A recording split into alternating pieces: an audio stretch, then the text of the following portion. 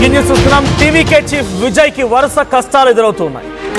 పాపం ఆయన గెలిచిందే మొదలు ఆ రోజు నుంచి ఆయన ఫుట్బాల్ ఆడేసుకుంటున్నారు. ఎవరు ఊహించలేదు. మీకు ఒక చిన్న కథ చెప్తాను. అసలు టీవీకే విజయ్ 100కు పైగా సీట్లు సాధించడం అనేది ఒక బిగ్గెస్ట్ వండర్. ఎవరు ఊహించినటువంటి సంఘటన, ఒక 8th వండర్గా పరిగణించాలి. ఆ తర్వాత ఆయన మ్యాజిక్ ఫిగర్కి చేరువలో ఉన్న చాలా పాటలు వచ్చి చేరుతాయని చెప్పి వస్తూ ఉన్నాయి, వెళ్తూ ఉన్నాయి, వస్తూ ఉన్నాయి, వెళ్తూ ఉన్నాయి. ఒక రకంగా తూగిసలాడుతూ ఉన్నాయి. ఉయ్యాల్లో కూర్చొని ఉయ్యాలు ఊగుతూ ఉన్నాయి. పైనుంచి గవర్నర్ ఏమో నెంబర్ గేమ్ ఆడతారు. యాజ్ పర్ రూల్ జరుగుతున్నాయంటే వీఆర్ ఫాలోయింగ్ కాన్స్టిట్యూషన్ అంటారు. గతంలో యడ్యూరప్పకు సాధ్యమైంది. గతంలో ఇంకా చాలా మంది, ఏకంగా అటల్ బిహారీ వాజ్పేయికి ప్రధానమంత్రి ప్రమాణ స్వీకారం కోసం సాధ్యమైంది. విజయ్ దగ్గర మాత్రం రాజ్యాంగం అడ్డొస్తోంది. సో విజయ్ పై మరోసారి ఒక కష్టం ఎదురైంది. ఏంటంటే ఆయనపై ఫోర్జరీ కేసు కూడా నమోదు చేశారు. తమ ఎమ్మెల్యే మద్దతు ఇచ్చినట్టుగా ఉన్న లేఖను టీవీకే పార్టీ ఫోర్జరీ చేసిందని ఏఎంఎంకే పార్టీ నేత టీవీవి దినకరన్ కంప్లైంట్ ఇచ్చారు. టీవీకేకు ఎంఎంకే మద్దతు ఇస్తున్నట్టుగా ప్రచారం అవుతున్నటువంటి లేఖ ఫేక్ అన్నారు ఆయన. దాన్ని ఆ పార్టీ ఫోర్జరీ చేసిందని ఏఎంఎంకే చీఫ్ దినకరన్ ఆరోపణ చేస్తున్నారు. ఏఎంఎంకే ఎమ్మెల్యే ఎస్ కామరాజ్ కనిపించడం లేదని ఇప్పటికే తమిళనాడు గవర్నర్కు దినకరన్ ఫిర్యాదు కూడా చేశారు. దినకరన్ ఆరోపణలు తిప్పికొట్టింది టీవీకే. విజయ్కి మద్దతిస్తూ ఏఎంఎంకే నేత కామరాజే స్వయంగా లేఖ రాస్తున్నట్టుగా ఉన్న ఒక వీడియో కూడా విడుదల చేసింది. ఆ వీడియో మీకు కింద చూస్తున్నారు. సో 4th బాక్స్లో కనబడుతున్న వీడియో అదే. అక్కడ సంతకం చేసి ఇస్తోంది ఏఎంఎంకే ఒకే ఒక్క ఎమ్మెల్యే గెలిచిన వ్యక్తి కామరాజ్. సో కామరాజ్ సంతకం చేసిస్తున్నటువంటి వీడియోని ఇప్పుడు టీవీకే విడుదల చేసింది. అయితే దీన్ని తప్పుపడుతూ ఆ లేఖ ఫేక్, ఆయన చేత బలవంతంగా రాయించారు, ఆయన కనబడడం లేదు, కిడ్నాప్ కూడా చేశారని చెప్పి టీవీవి దినకరన్ ఏఎంఎంకే నేత డైరెక్ట్గా గవర్నర్కి ఫిర్యాదు చేశారు. ఫోర్జరీ కేసు నమోదు చేయాలంటూ కూడా కంప్లైంట్ ఇచ్చారు విజయ్ పైన. ఇక దినకరన్ వాస్తవాలను దాచి తప్పుడు ఆరోపణలు చేస్తున్నారని టీవీకే ఈ వీడియో విడుదల చేస్తూ ఒక క్లెయిమ్ చేసే ప్రయత్నం చేసింది. మరోవైపు ప్రభుత్వ ఏర్పాటుకు 2 సీట్లు మాత్రమే తక్కువ ఉండడంతో విజయ్ ప్రమాణ స్వీకారానికి అడ్డంకులు ఇంకా తొలగలేదు. ఒక నిజంగానే కనుక అడ్డంకులు తొలగి ఉంటే ఈపాటికల్లా ఆయన ముఖ్యమంత్రిగా ప్రమాణ స్వీకారం చేసేవాళ్ళు. మ్యాజిక్ ఫిగర్కి చేరేందుకు మరో 2 కోసం విజయ్ పాటలు పడుతున్నారు. మరి ఇద్దరు ఎవరు అంటే వీసీకే పార్టీ. వీసీకే పార్టీ కొన్ని ఛాలెంజెస్, కండిషన్స్ పెట్టింది. ఏమని? నాకు డెఫినెట్గా ఒక మంత్రి పదవి ఇవ్వాల్సిందే, దీంతో పాటుగా నువ్వు ఎక్కడైతే రాజీనామా చేయబోతున్నావో తిరుచుర్పల్లి ఈస్ట్ నుంచి మాకు అవకాశం ఇవ్వాలి. ఇది తిరుమావలను పెట్టిన కండిషన్. బికాజ్ ఆయన బీసీకే పార్టీ పెట్టిన తర్వాత నాకు తెలిసింది ఒక సదవకాశం, గొప్ప అవకాశం వచ్చింది ఆయనకి. ఆయన మంత్రి అవ్వడానికి కానీ వీసీకే పార్టీ యొక్క రాజకీయ తలరాతను మార్చడం కోసం వచ్చిన అవకాశం ఇది. ఆయనకు ఒక మంత్రి పదవి ఇవ్వాలి, స్వయంగా ఆయనకే మంత్రి కావాలి. తిరుచిరపల్లి ఈస్ట్ నుంచి ఆయన కంటెస్ట్ చేయాలి, గెలవాలి. బికాజ్ ఆయన ఎంపీ సీట్ని అక్కడి నుంచి వదులుకోవాలనుకుంటున్నారు. సో ఆయన కంటెస్ట్ చేసిన పార్లమెంట్ నుంచి మళ్ళీ బీసీకే పార్టీ తరఫున ఎవరినో పోటీ చేయిస్తారు. అప్పుడు తిరుచిరపల్లి ఈస్ట్ నుంచి కంటెస్ట్ చేసి మంత్రి పదవిలో కూర్చుంటారు. సో విజయ్కి వరుస షాక్లు ఒకదాని తర్వాత ఒకటి వెంటాడుతూనే ఉన్నాయి.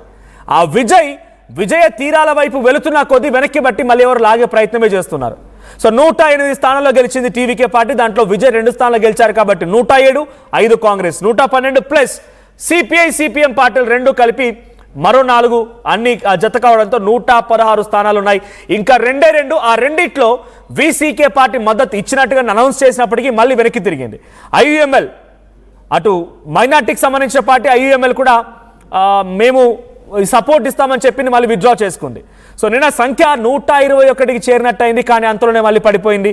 ఇప్పుడు వీసీకే పార్టీ సపోర్ట్ చేస్తూనే ఏఎంఎంకే పార్టీ సపోర్ట్ చేయడంతో పాటుగా అటు డిఎండికే విజయకాంత్ భార్య ప్రేమలత కూడా సహకరిస్తే మాత్రం ఆయన మ్యాజిక్ ఫిగర్ దాటి ప్రమాణ స్వీకారం చేసే అవకాశం ఉంది. లేదనంటే మాత్రం ఆయన డెఫినెట్గా అడ్డంకులు తప్పవు.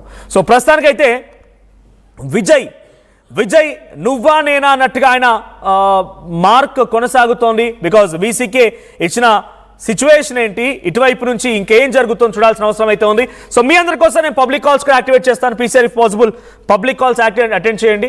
ఎందుకంటే విజయ్ని ఇంతలానా ఒక ఫుట్బాల్ ఆడేసుకుంటున్నారబ్బా. మేబీ ఆయనని nature wants to test his patience.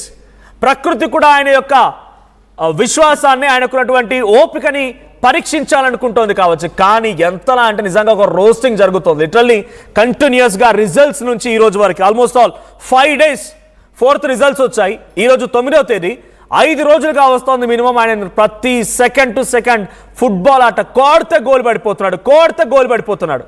చాలా దారుణాతి దారుణంగా ఆయన వెంటాడి వేటాడి భయంకరంగా ఆయన ఇబ్బందులు పెడుతున్నారు, చిత్రహింసలు గురి చేస్తున్నారు. స్టాలిన్ ఏమో ఆయన ప్రభుత్వాన్ని ఇచ్చేయండి, ఫామ్ చేయనివ్వండి అని అంటాడు. అన్నా డిఎంకే ఆయన ప్రభుత్వాన్ని ఇచ్చేయండి, ఫామ్ చేయనివ్వండి అంటారు. ప్రకాష్ రాజు ఫామ్ చేయనివ్వండి గవర్నమెంట్ అంటారు.